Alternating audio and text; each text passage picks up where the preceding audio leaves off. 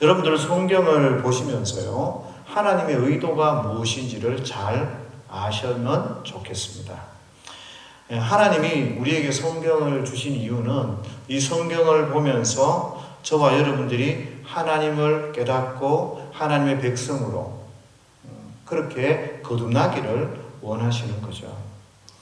이 이야기는 에베소서에서도 동일하게 드러나고 나타납니다. 에베소서도 마찬가지로 저와 여러분들의 그 구원에 관한 이야기들을 우리에게 잘 소개하고 있는데요. 먼저 1장을 보게 되면 우리로 하여금 온전하고 흠없는 그런 거룩한 자녀가 되기를 원하시는 하나님의 뜻이 드러나고 있습니다.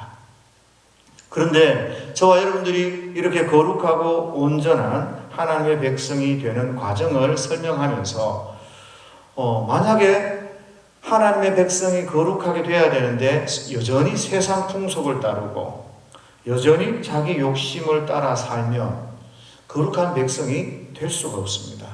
그래서 변화되어야 된다. 옛 풍속을 따르고 자기 욕심에 있었던 구속을 쫓아가던 거기에서 변화되어야 그래야 진정한 구원, 하나님의 백성이 될 수 있다라는 것을 보여줍니다. 그 말은 누구든지 욕심에 사로잡혀 있고 이기심과 자기중심적인 그런 고집 가운데 붙들려 있으면 하나님의 거룩함을 이루지 못하고 이방인과 유대인처럼 나누어지게 돼요.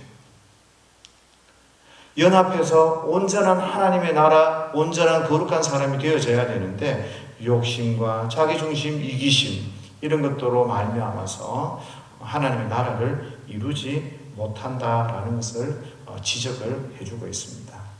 마찬가지로 교회도 마찬가지죠. 교회도 생각이 다르면 어떻게 돼요? 나누어집니다.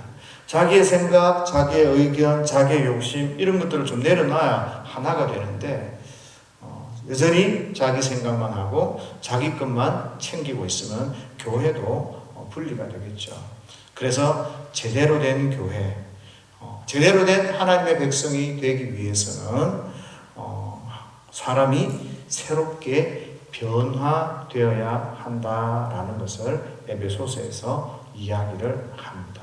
그래서 저와 여러분들이 세상의 가치나 세상의 개념을 따르는 것이 아니라 구원받은 사람이 되어져서 하나님 앞에 영광을 돌려야 되는데 그게 에베소서 4장에서요. 새 사람을 입어라 라고 이야기합니다.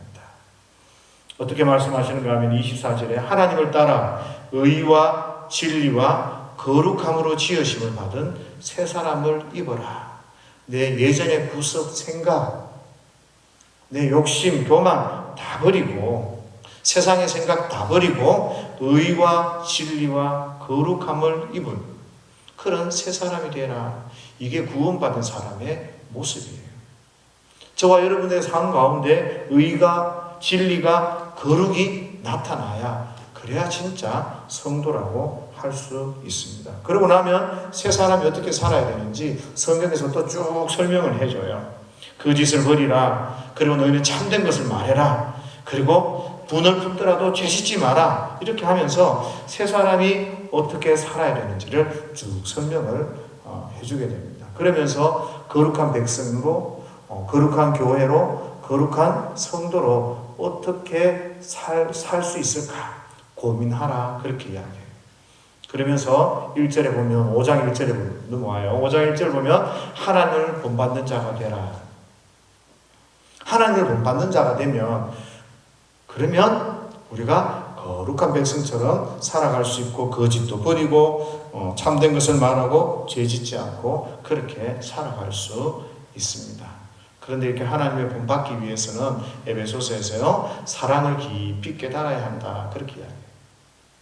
하나님의 사랑을 알지 못하면 사람이 거룩하게 되고 변화되는 일이 쉽지 않다라고 이야기하는 거죠. 이런 거 있잖아요.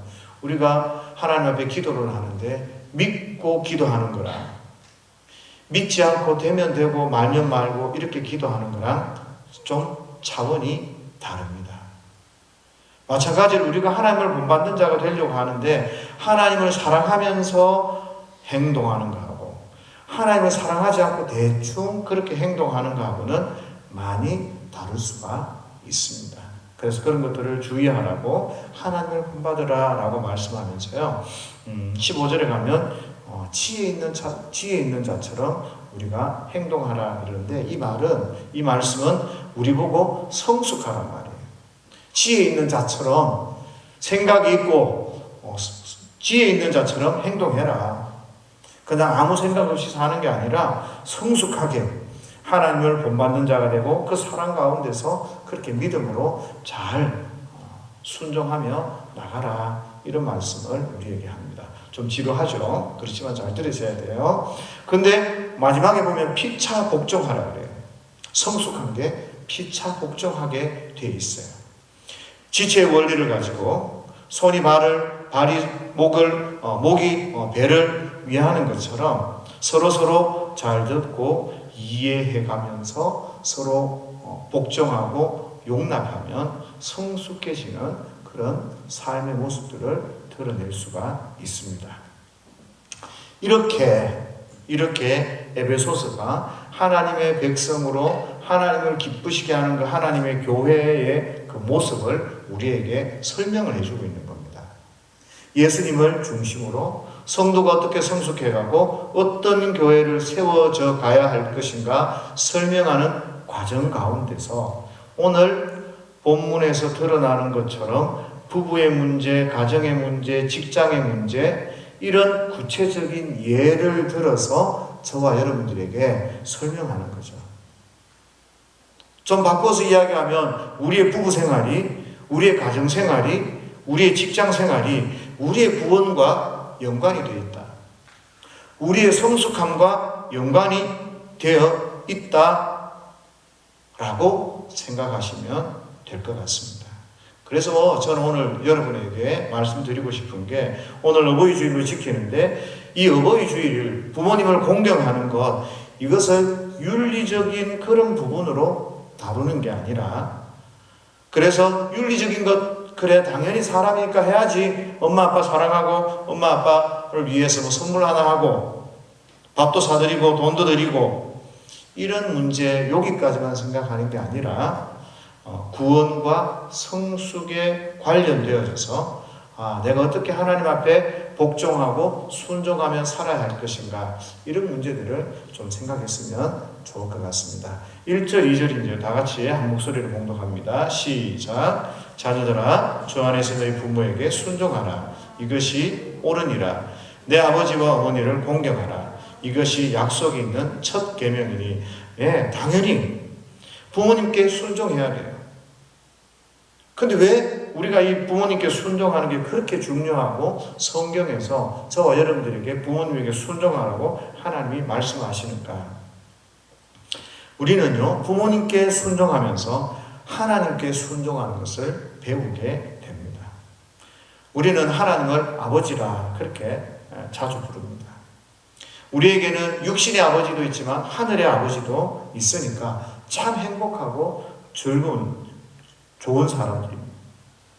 눈에 보이는 이 육신의 아버지 앞에 순종하고 그 아버지 앞에 공경하면서 우리 영적인 참된 아버지 되시는 그 하늘 아버지 앞에도 순종하는 것을 훈련하게 되고 공경하는 것을 깨닫게 되는 겁니다.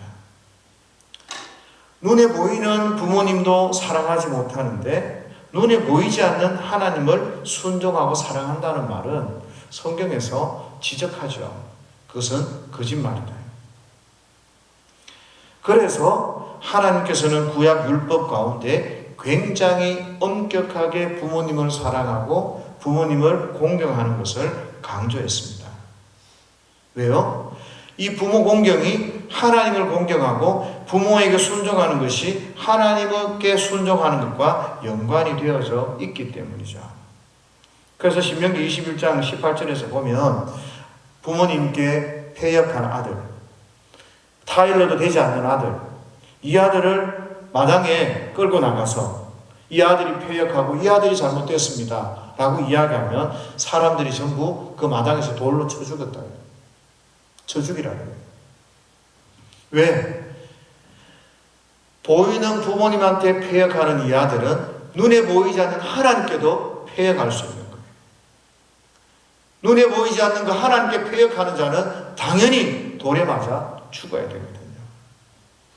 그래서 잠언 30장 17절에도 이런 말씀을 합니다. 아비를 조롱하며 음이 순종하기를 싫어하는 자녀의 눈은 골짜기에 까마귀에게 조이고 독수리 새끼에게 먹히리라. 하나님께서 부모님에게 불순종하고 부모님을 쉽게 생각하는 이런 사람들에게 저주를 선포하고 있는 것이죠. 구약은 보면 이 이스라엘 백성들이 하나님 앞에 순종하지 않고 불순종했을 때, 하나님의 말씀에 불순종했을 때 항상 이스라엘은 멸망합니다. 항상 그들은 고난 가운데 빠지게 됩니다. 그래서 이런 일들이 이스라엘 가운데 있으면 안 되기 때문에 하나님은 이스라엘 백성들에게 부모 순종을 통해서 하나님의 말씀 앞에 순종하는 것을 가르치는 거죠.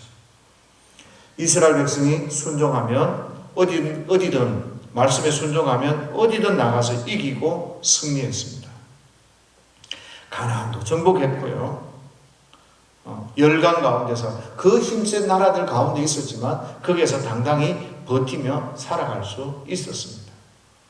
홍해도 갈라냈습니다. 가나안 가운데서 믿음으로 승리하는 그런 놀라운 일들을 그들의 삶 가운데서 드러내고 나타냈습니다. 언제요? 하나님의 말씀 앞에 순종할 때.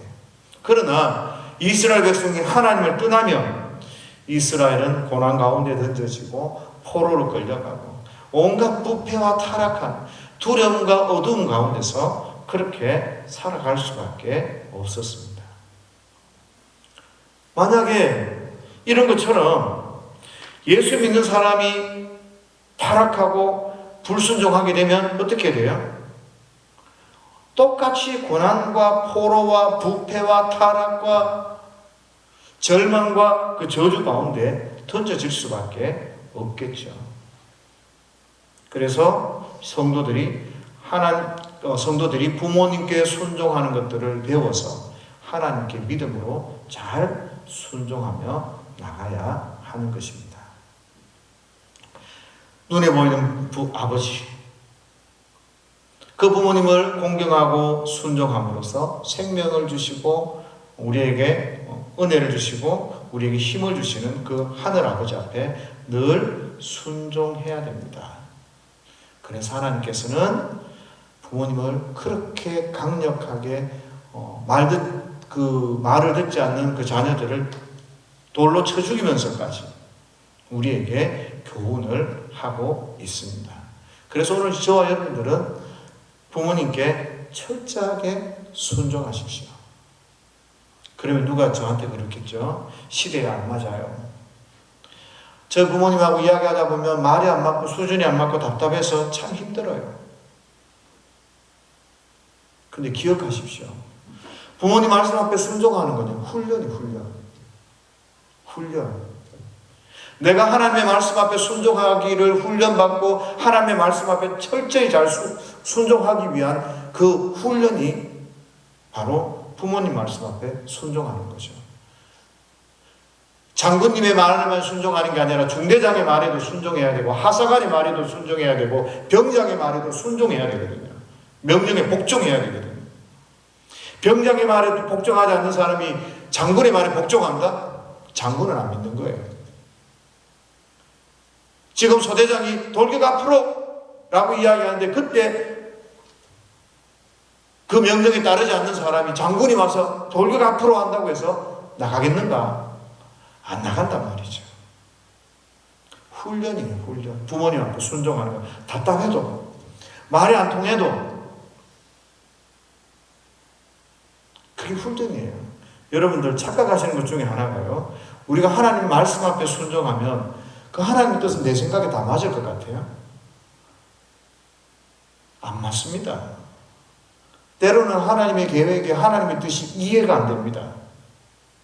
왜 나를 그냥 이렇게 내버려 두시는지, 왜 내가 이렇게 힘들게 하나님을 두시는지 도무지 이해가 안 됩니다.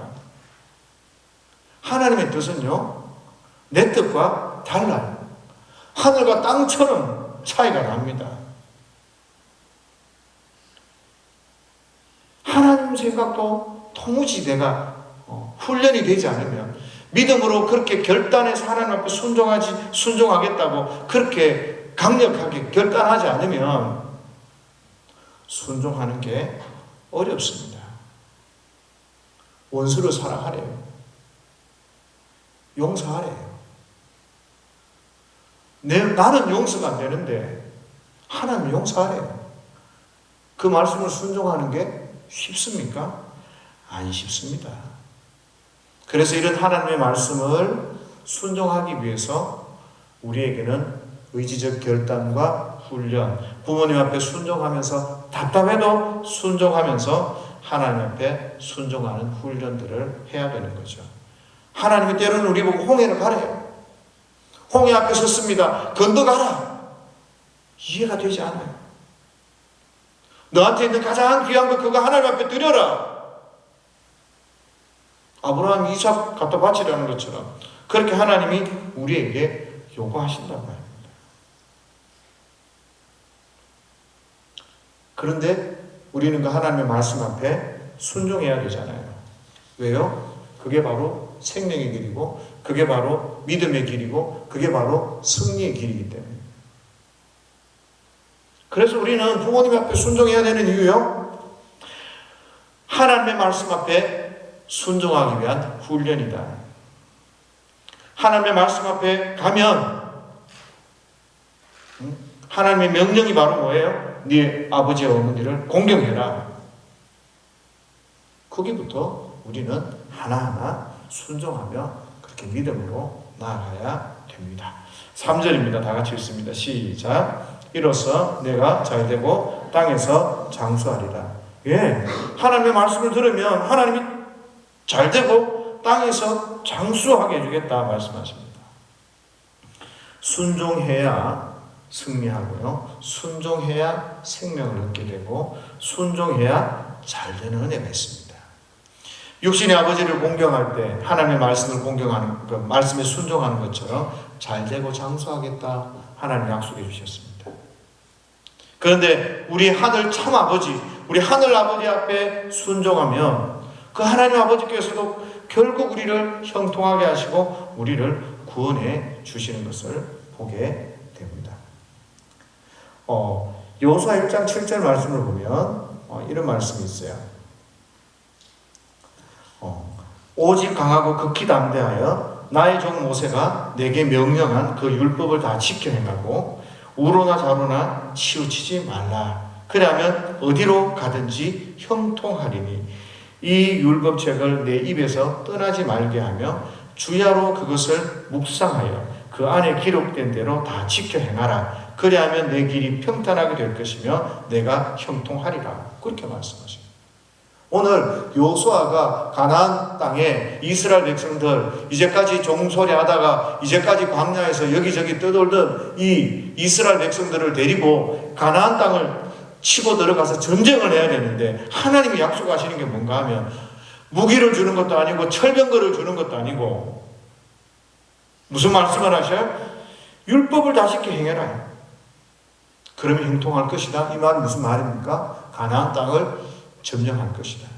철병거가 있는 가나안 땅도 점령할 것이고 너에게 대적하는 그 모든 대적들을 물리치게 될 것이다. 뭐 하면?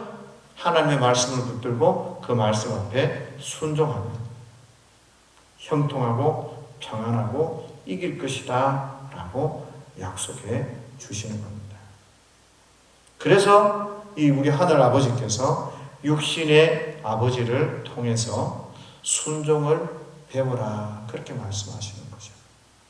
그래서 잘 배우시면 좋겠어요. 내 마음에 안 들어도, 내 생각에 차지 않아도 순종하십시오. 주님 안에서 순종하면 거기에 하나님의 놀라운 은혜들이 우리 가운데 부어지게 됩니다. 마지막 4절입니다. 시작.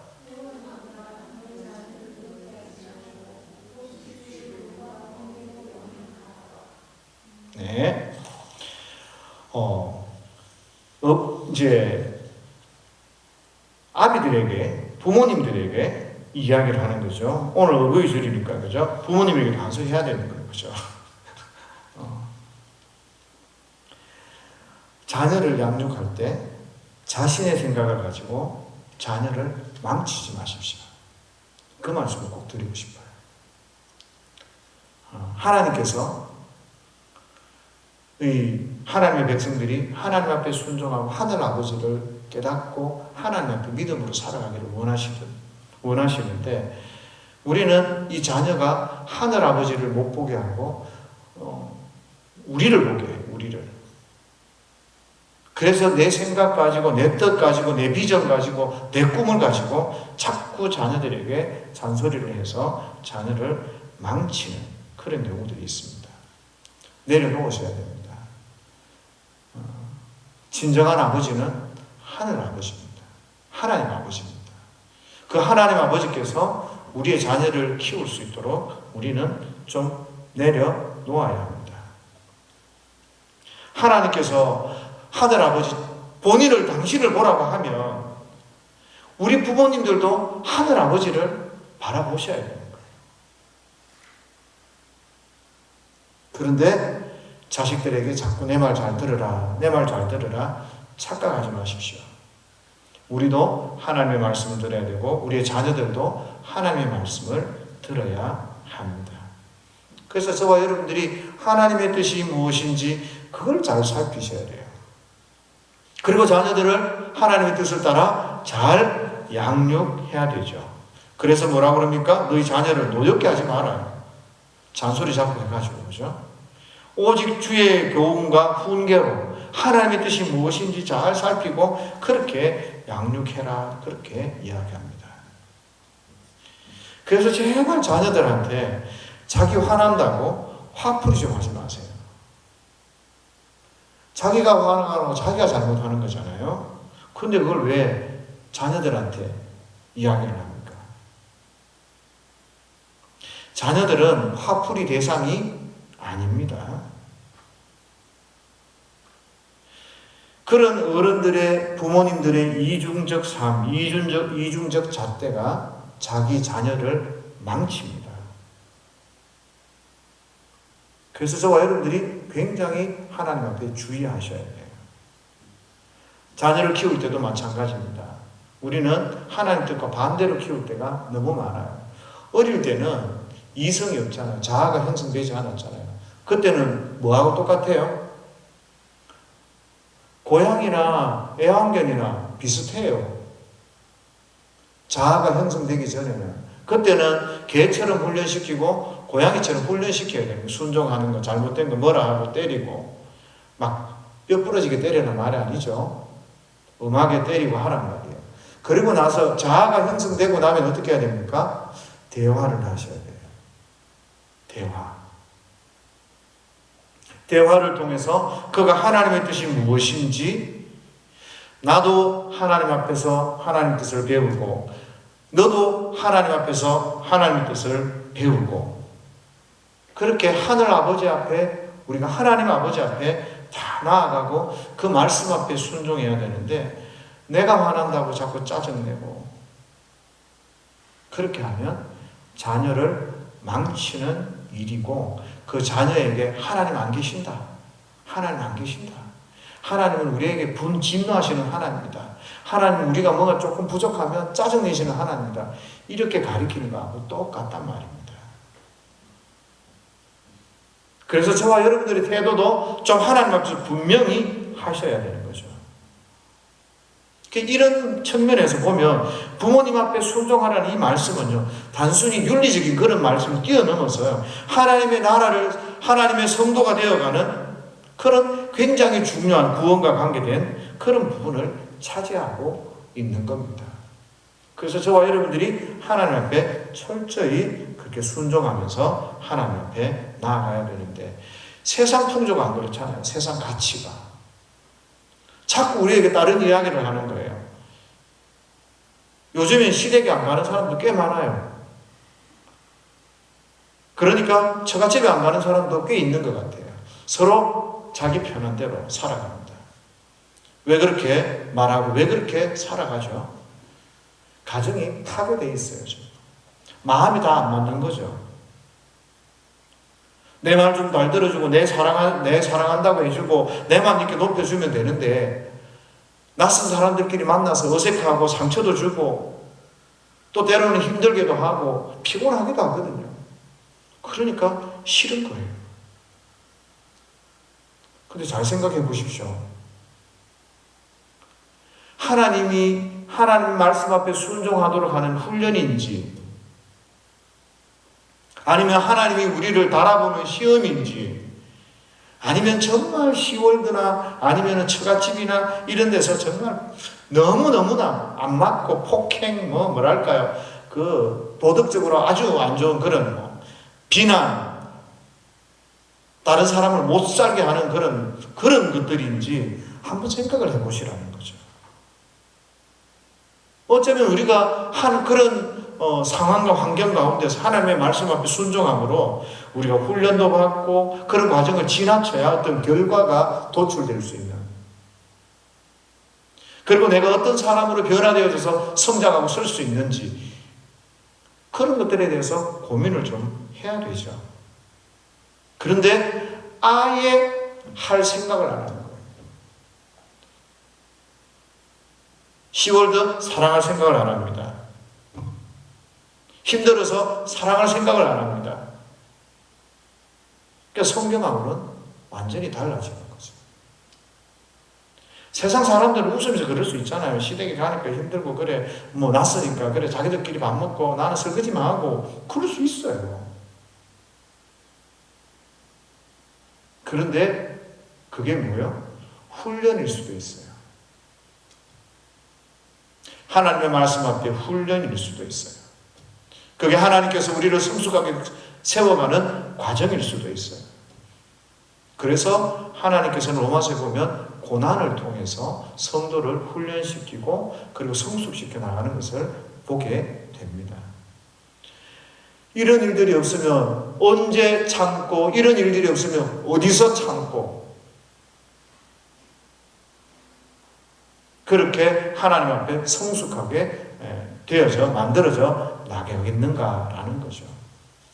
그래서 저와 여러분들이 하나님 말씀 앞에 순종한다는 것이 생명의 길이라는 것을 좀 명심하셨으면 좋겠어요. 그게 성도의 길이다라는 것을 좀 명심하셨으면 좋겠어요.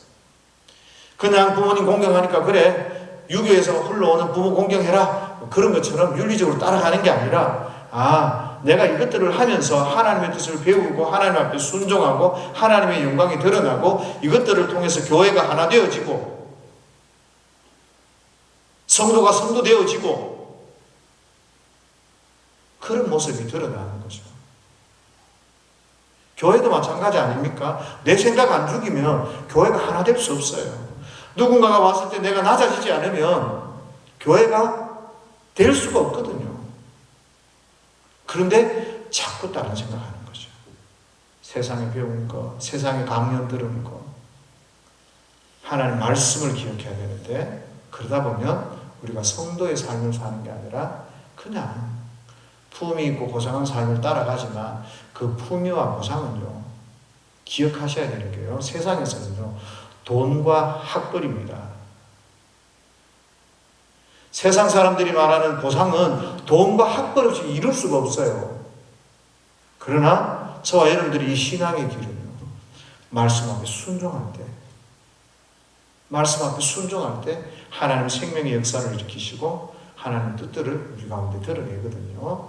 그러니까 저와 여러분들이 어버이날은 지나갔지만 내가 왜 부모님께 순종해야 되고 왜 내가 서로 피차 복종하며 살아야 되는지 그것이 어떻게 하나님을 닮아가는 삶인지 저와 여러분들이 한 주간 삶 가운데서 느끼시고 또 하나님 앞에 체험하시는 그런 은혜가 있으시기를 예수님의 이름으로 축복합니다.